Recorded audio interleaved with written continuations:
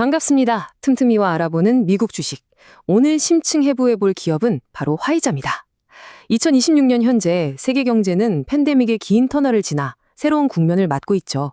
그런데 참 아이러니하게도 코로나19 백신으로 인류를 구한 영웅이었던 화이자는 지금 창사 이래 가장 큰 위기에 직면해 있습니다. 왜일까요?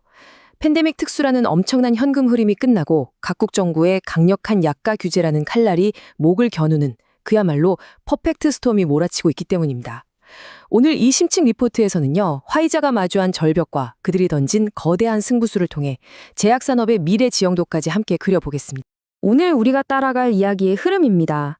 먼저 코로나 이후의 현실에서는 그 천문학적인 수익이 어떻게 신기루처럼 사라지고 있는지, 그리고 제약업의 숙명인 특허 절벽이 얼마나 무서운 현실인지 숫자로 직접 확인해 보겠습니다.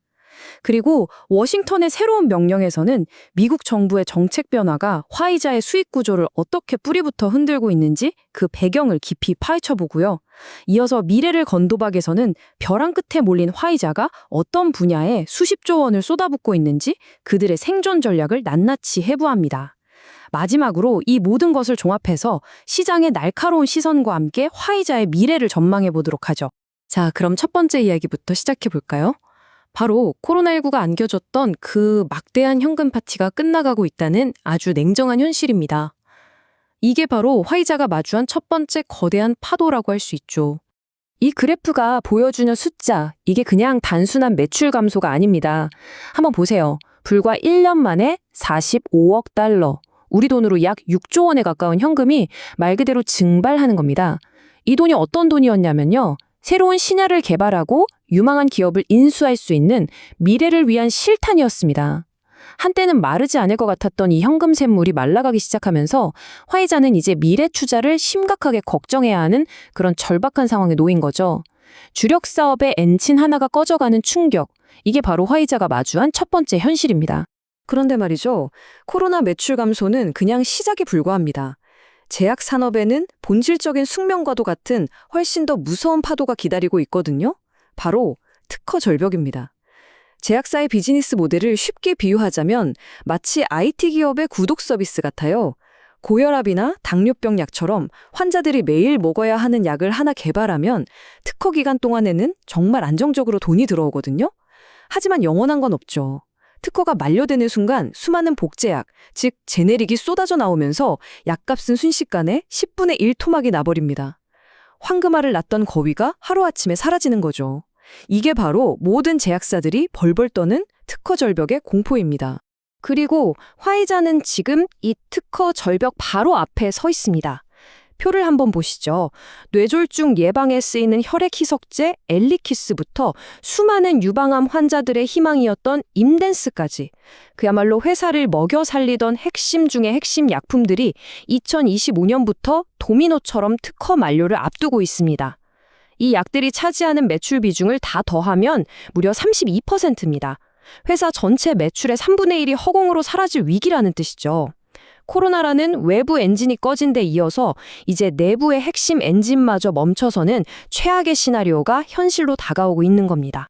엎친 데 덮친 격이라는 말이 있죠. 두 번째 거대한 도전이 닥칩니다. 바로 미국 정부의 아주 공격적인 약가이나 정책인데요. 이건 시장의 흐름이 아니라 정치적인 결점에 의한 구조적 변화라는 점에서 훨씬 더 위협적입니다.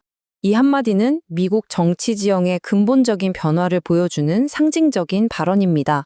수십 년 동안 미국 유권자들의 가장 큰 불만 중 하나가 뭐였냐면 바로 살인적인 의료비였거든요. 왜 똑같은 약을 캐나다나 유럽 사람보다 우리가 몇 배나 비싸게 사야 하냐는 거죠. 여기에 트럼프 행정부가 최애국 대우라는 초강력한 카드를 꺼내든 겁니다. 논리는 아주 간단하고 또 강력합니다. 미국의 약값을 다른 선진국 중에서 가장 싼 가격에 맞추겠다. 제약사 입장에서는 R&D 비용을 회수하는 핵심 시장이었던 미국의 고수익 모델을 정면으로 겨냥한 그야말로 핵폭탄급 정책이었던 셈이죠. 이 정책의 파급력은 정말 상상을 초월합니다. 이전까지 제약사들은요, 다른 나라에서 좀 손해를 보더라도 세계 최대 시장인 미국에서 비싸게 팔아서 R&D 비용을 메꾸는 전략을 써왔습니다. 그런데 이제 그 공식이 완전히 깨져버린 겁니다. 전 세계 제약사 수익의 75%를 차지하는 미국 시장의 이익률이 강제로 깎여나간다는 건 산업 전체의 비즈니스 모델이 뿌리부터 흔들린다는 걸 의미하니까요.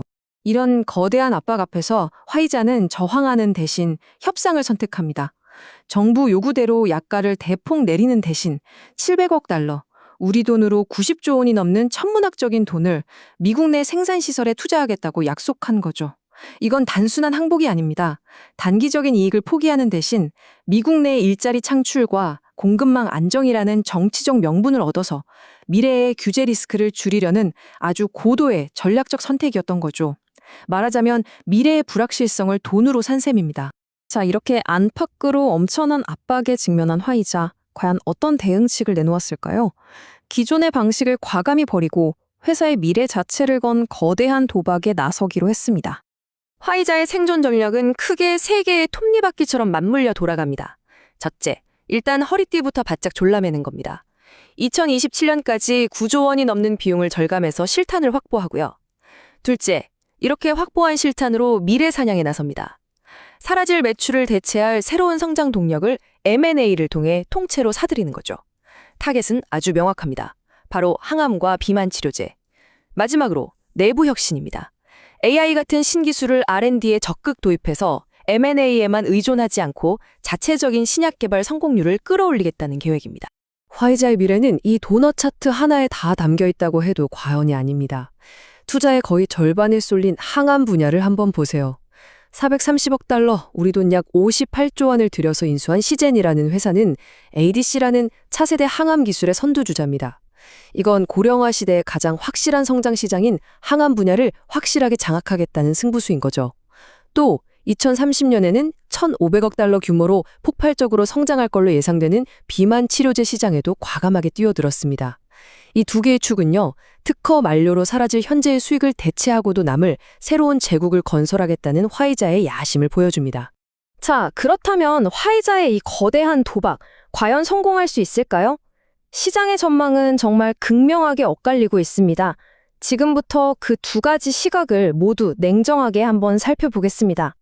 먼저 긍정적으로 보는 쪽, 즉 강세론자들은 이렇게 말합니다. 화이자는 위기를 기회로 바꿀 겨력이 충분하다. 그 근거는 첫째, 준비된 미래입니다.